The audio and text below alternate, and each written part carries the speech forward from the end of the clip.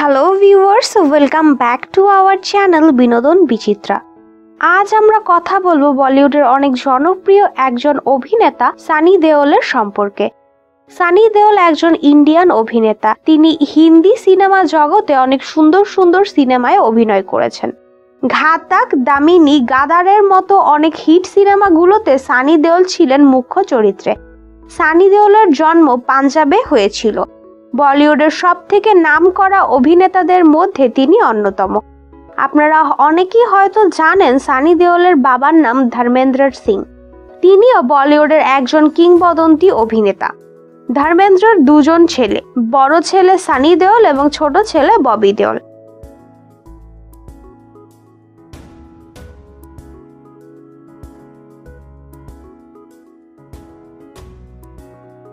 ধর্মেন্দ্র সানি দেওল ও ববি দেওলের মাকে অনেক আগেই তালাক দিয়ে দেন। এরপর 1979 সালে ধর্মেন্দ্র বলিউডের ড্রিম গার্ল নামে খ্যাত হেমা মালিনীকে দ্বিতীয় স্ত্রী হিসেবে জীবনে জায়গা করে দেন। ধর্মেন্দ্র ও হেমা মালিনীর দুজন মেয়ের জন্ম হয়। একজন হচ্ছে ঈশা দেওল এবং অপরজন হচ্ছে আহানা দেওল।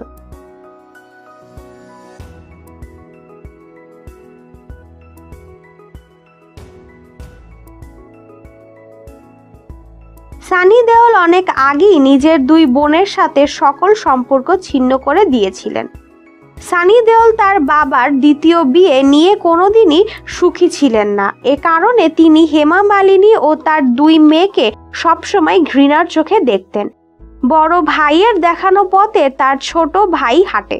মানে সানি দেওলের মতো ববি দেওলও হেমা মালিনী ও তার দুই মেয়ের সাথে সকল সম্পর্ক বিচ্ছিন্ন করে দেয়। কারণ সানি ও ববি কোনোদিনই হেমা মালিনীকে নিজের মায়ের রূপে মেনে নিতে পারেননি এবং ঈশা দেওল ও আহানা দেওলকেও কখনো নিজের বোন হিসেবে মেনে নেননি।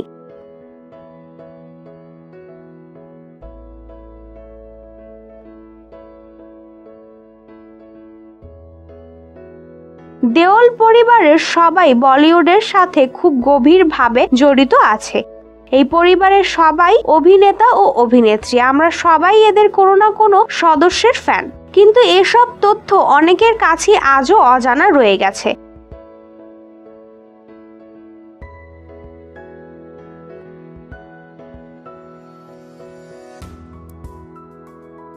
তো আপনাদের কাছে এই পরিবারের কাকে সবথেকে বেশি ভালো লাগে অবশ্যই আমাদের কমেন্ট সেকশনে কমেন্ট করে জানাতে ভুলবেন না। ভিডিওটি ভালো লেগে থাকলে অবশ্যই লাইক এবং শেয়ার করুন। তার সাথে সাথে বিনোদন জগতের সকল আপগ্রেড নিউজ জানতে বিনোদন বিচিত্রার সাথে থাকুন। ধন্যবাদ।